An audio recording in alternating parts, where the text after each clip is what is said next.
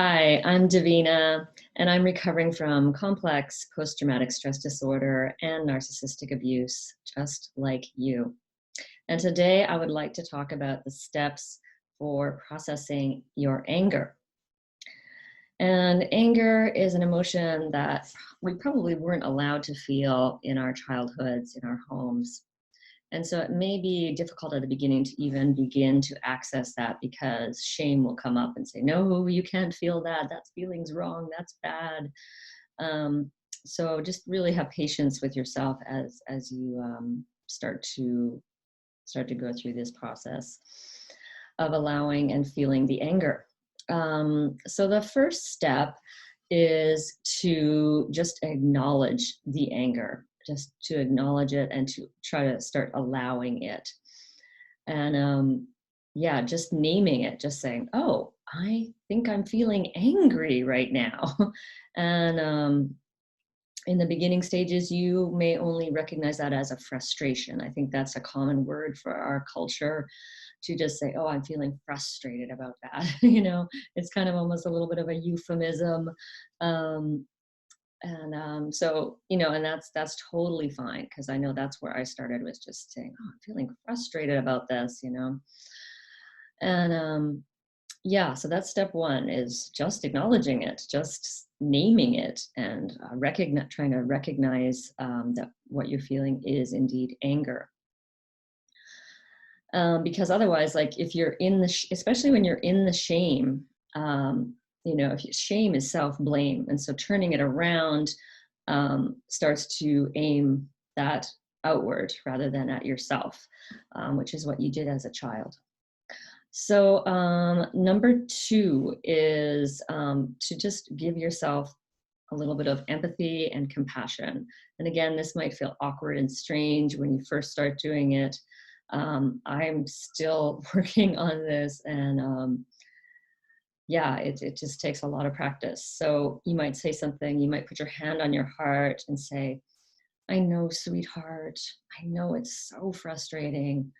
You might say, you must feel so enraged, or that must be maddening for you, or I'm really sorry that you're feeling so annoyed about that. So start trying to use these phrases with yourself, and get into a quiet place and just try to find, imagine that you're maybe talking to a child. That's also what I did in the beginning of my journey. Was I started just imagining that I was talking to a child. I didn't even know what inner child healing was all about, but it's good to imagine. Maybe you have a picture of yourself as, when you were 2, or when you were 5, or when you were 8, and you can look at that picture and give yourself that compassion and that empathy. And number 3 is to validate this feeling. So not only to empathize with it, but to also let yourself know that it's totally okay to feel anger, that it's a normal human emotion, and that it's completely understandable, given your situation, given what's happening around you. And you can also take it a step further and learn some different words for anger. Instead of just anger, you might start to more finely attune to what kind of anger that is. Is it frustration? Is it irritation? Are you feeling enraged? Are you feeling annoyed? Are you feeling aggravated or furious? So you can start to kind of pinpoint your anger a little bit more specifically. But if you're just saying anger, that's totally fine too. So that's validation, like giving yourself that validation that you didn't get from your parents. So just saying, yeah, it's okay to feel angry. Of course you're angry, that I would feel angry too if someone said that to me, right? So that's the first 3 steps, is acknowledging and allowing, giving yourself compassion and empathy, and number 3 is validation. And then we move on to number 4, which is really allowing yourself to get that anger out, to physically get that anger out. And, I've seen toddlers cry and scream out their anger, and they just do it naturally. It's just like they bellow out a scream, like so uninhibited, top of their lungs. They don't care, and it's just, or their fists go up and their eyes pop out and they're like something like that. So, and in this space, it's okay to blame and to be in that kind of victim kind of voice, into that, be that little child who is a victim, and to blame whoever is abusing you, blame your mother, blame your father, blame whoever it was, your grandmother or your aunt, or and get into it, and do this in a safe place. So you might want to do this by yourself. You might find a trusted friend, which you can say, I need to vent for a short time. Is this okay? Like, always check with that person first. Of course, a therapist is a good option. So, for example, you might say, I can't believe she showed up late again. Arr! Right? Get your inner pirate there. They didn't seem to care about my feelings at all. Like, just start to get used to, like, what's that like to start feeling like to really say that out loud. He's constantly criticizing me. How can he do that? Or they never appreciate me at work. I feel so like I'm taken for granted. Get that's that is the victim kind of place, but that's okay. It's a good place to start. Yell it out, shout it out, scream it out. Shout it in a pillow if you have a pillow. I do it in towels sometimes. Punch at a yoga bolster, bah, bah, bah, bah, like, get it out. Using your voice is so important. Using your body, if you like exercise and get some weights and like,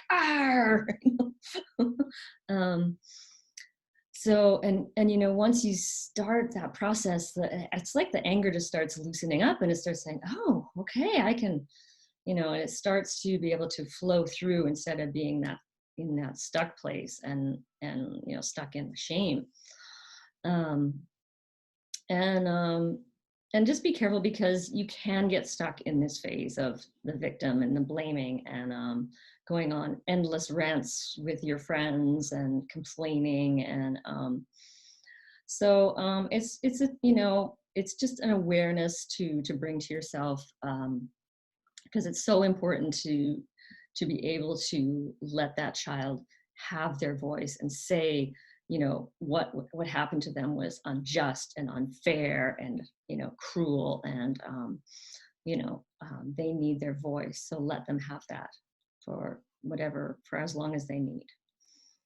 The next step is really when we're moving from the anger into the grief, because really anger is just a cover up. It's a cover up for the hurt and the grief and the sadness and the pain that someone you loved, that someone you cared about, or someone that you thought cared about you is treating you in ways that you don't like, that make you feel, that trigger your feelings of shame. I shouldn't say make you feel again is the kind of victim part.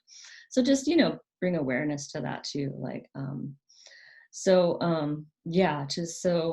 sometimes once you start angering, the grief will just naturally come after that. So you'll anger it out, and then the grief will just come, and you'll start crying and feeling what it was like, oh, this person didn't, this person never really listen to me, like, feel what that feels like. What does it feel like when people are not attuned to you and not caring about your feelings? What does that feel like?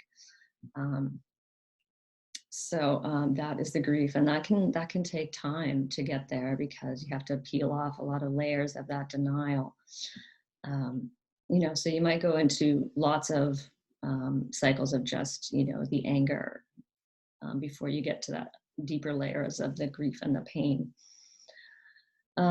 Number 6 is Then after you've grieved is to start then, shifting from that victim mentality place over to a more empowered place.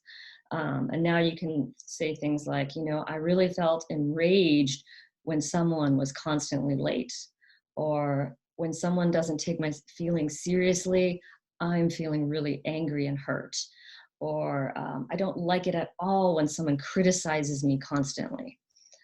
Um, or when people don't show me appreciation at work, I feel ashamed and annoyed. So then you can start just naming your feelings, taking responsibility for those feelings, and recognizing what people, what behaviors are, triggering these feelings in you. And then you can take it a step further, number 7, and you can actually find out what your values are from what your triggers are. So, if you're feeling enraged when someone's constantly late, then you really value being prompt, being on time. If someone is not empathizing with you or taking your feelings seriously, then you really value empathy and validation. If someone is criticizing you harshly, it tells you that you really value kind and respectful communication. So you can start looking at, what you value. If you get angry and annoyed when you're not being shown appreciation, then, I value appreciation and gratitude. And these are your values, and this is how you want to live. This is,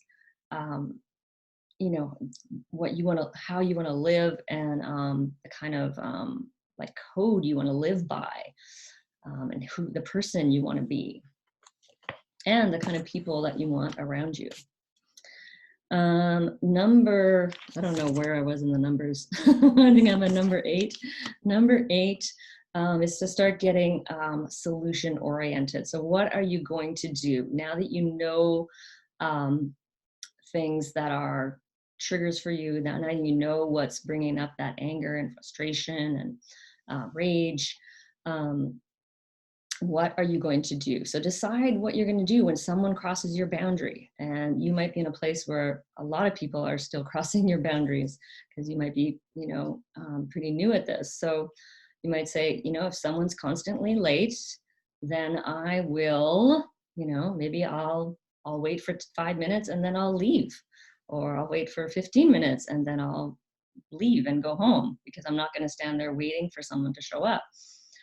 So that way you take back your power. You don't just stand there waiting until they show up 20 minutes later and then get angry at them, right? Then you're just like, okay. And then if they continue to do that, maybe you're like, okay, I really don't want to hang around you anymore. If someone dismisses or minimizes my feelings, I will, what are you going to do in that situation? I will speak up for myself. I will, point it out to them, or and again, if it happens X number of times, then maybe I decide that person is not going to be in my life anymore.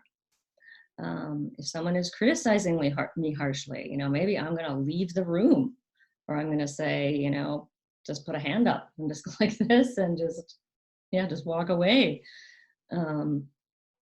If someone is not showing me appreciation, what will I do? Maybe I'll just have an honest conversation with them and say, you know what? I really need appreciation sometimes, and be specific. I would really like you to say blah, blah, blah once in a while. I would really like verbal appreciation, specific appreciation, every 2 weeks. So, you need to be really specific, really clear on what you want. You can't just say, well, I want appreciation. Well, what does that mean, right? So I would like these words spoken to me, every 2 or 3 weeks, or whatever you feel you need. And that can change, because maybe you don't exactly know what you need. So you tell the person, that this is your starting point, and things might change a little bit. So that's number 8. That is just asking the question, okay, now what am I going to do about this? How am I going to take charge of my life and take my power back? And finally, number 9 is really going the next step, the next level up. And that is really to just voice your boundaries right from the get-go, right at the beginning of a relationship. So maybe you've chatted a few times, or you've, met for tea a couple of times or whatever it is. And you're like, okay, this person seems like they might be a good match. And then you start laying out some of your boundaries, and you're like, if we're going to continue, we're going to be a relationship, we're going to start a friendship, then I need you to know, what my boundaries are. These are my requirements. This is what I'm not allowing in my life right now. And just make it very general. Just make it very, I don't mean general, but I mean like not directed specifically at them. Just like, these are my house rules, and if you want to follow them, that's great. Just like if you had a non-smoking rule at your house, you just say, well, there's no smoking in my house, or you take your shoes off when you come into my house. Those are just my rules. You're welcome to come in, and if you're following those rules, and if you're not, then stay outside. And this is how you can set boundaries in your life as well. Just very matter-of-factly, and then there's no anger, because you're really at that point, really owning your boundaries, owning your needs, and owning your feelings. So I hope that all made sense. I'll quickly go over those once more. So number 1 was acknowledging and allowing your anger. Number 2 was giving yourself that empathy and compassion. 3, validating that anger, and maybe even specifically, pinpointing what kind of anger. Number 4 is allowing yourself the expression of that anger through yelling or screaming or punching or artwork or whatever works for you. Number 5 is the grief, to dig deeper, to get underneath those layers of anger, to the sadness, to the hurt. That was 5. 6, to move toward a healthier way of expressing these triggers. I feel enraged when, I feel angry when this happens, when I see this behavior. And number 7 is to start writing down your values. What do I value? What do these triggers show me about what I value? Number 8 is to then, start finding solutions. What am I going to do about this? Okay, so this is happening. What am I going to do? So that's like, yeah, I will do this. So you're not giving an ultimatum or a threat. You're just simply saying, this is what I'm going to do. And number 8 is really just that ownership of boundaries, letting people know right away who you are, what your requirements are, and what you don't allow in your space. And yeah, so I hope that is somewhat helpful for you today. I know that I was in a shame flashback when I woke up, and I've already started expressing some of the anger, and I can already tell that the shame starts falling away, because now I'm like, okay, no, wait a minute. Because we take it on as children. We think, oh, it's me, it must be my fault, so it's really important to start getting that anger flowing. And let it rip, so to speak. Don't be afraid to swear. and do it safely. And so I am Davina Shamaya, and I am wishing you many, many blessings on your journey of healing. And you can find me at Boldness Blooming. Thanks for listening and watching.